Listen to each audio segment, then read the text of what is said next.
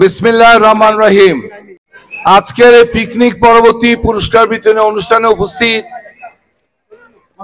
সকল সাবেক সভাপতিবৃন্দ, সেক্রেটারিবৃন্দ, ট্রাস্টি বোর্ডের সদস্যবৃন্দ, উপদেষ্টা মণ্ডলী, প্রধান নির্বাচন কমিশনার এবং নির্বাচন কমিশন অন্যান্য সদস্যবৃন্দ, সকল মুরব্বীগণ, ডান দিকে অবস্থিত আমার ভাই, আমার সকল মা ও বোনেরা, বিভিন্ন সংগঠনের সভাপতি এবং সাধারণ সম্পাদকগণ এবং আমার প্রিয় সন্দ্বীপবাসী, আসসালামু আলাইকুম।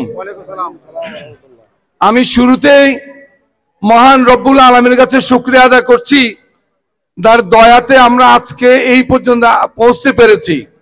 সকালে যখন ঘুম থেকে উঠলাম মনটা খুবই খারাপ ছিল যে আমাদের প্রচন্ড প্রস্তুতি ছিল, আমাদের ভাইরা গত কয়েক মাস ধরে প্রস্তুতি নিয়েছেন আপনারা আসবেন, কিন্তু ওয়েদারের যে অবস্থা সেজন্য আমরা খুবই শঙ্কিত ছিলাম, কিন্তু আল্লাহ আমাদেরকে রহম করেছেন, এই জন্য আমরা এখানে আসতে পেরেছি। ওনার কাছে আমি আবারও শুকরিয়া আদায় করছি। আমি ধন্যবাদ জানাই আজকে যারা এই পিকনিকে অংশগ্রহণ করেছেন, আপনাদের ধৈর্য এবং সহমর্মিতার পরিচয় দিয়েছেন। আপনাদের সার্বিক সহায়তা ছাড়া এত বড় একটা আয়োজন সুষ্ঠুভাবে শেষ করা খুবই অসম্ভব ছিল। এই জন্য আমি সন্দ্বীপ সোসাইটির কর্মকর্তাদের পক্ষ থেকে আপনাদের ধন্যবাদ জানাই। আমি ধন্যবাদ জানাই আমার নির্বাহী পরিষদে যে 35 জন সদস্য আছেন। গত নভেম্বর থেকে নানানভাবে আজ পর্যন্ত অনেক পরিশ্রম করেছেন। এর পিছনেও আমাদের কিছু মুরব্বী আছে যারা কোনো পদেই নাই, কিন্তু তারা সারাক্ষণ আমাদের পিকনিকে সফল করার জন্য সহায়তা করেছেন। তাদের প্রতি আমি জানাই কৃতজ্ঞতা। আমি ধন্যবাদ জানাই সকল স্পন্সরকে, যারা আমাদের এইটা পান, ওনারা ছাড়া সম্ভব ছিল না। আমি আপনাদের সবাইকে আবারও ধন্যবাদ জানাই। আমি ধন্যবাদ জানাই সোসাইটির জন্মলগ্নে আজ পর্যন্ত যারা দায়িত্ব পালন করেছেন এবং যারা আমাদের ছেড়ে চলে গেছেন। পরিশেষে আমি দ্রুত একটা কথা বলবো। গত অক্টোবরে আপনারা যে নির্বাচনের মাধ্যমে আমাদের নির্বাচিত করেছিলেন, আমাদের সকল কর্মকর্তাদের একটাই প্রমিস ছিল যে সন্দ্বীপের মানুষ আমাদের বিশ্বাস করেছে, আমাদেরকে আসনে বসিয়েছে, সুতরাং আমরা সেই মর্যাদাটা ফিরিয়ে দিতে চাই। ডে ওয়ান থেকে আমরা চেষ্টা করেছি।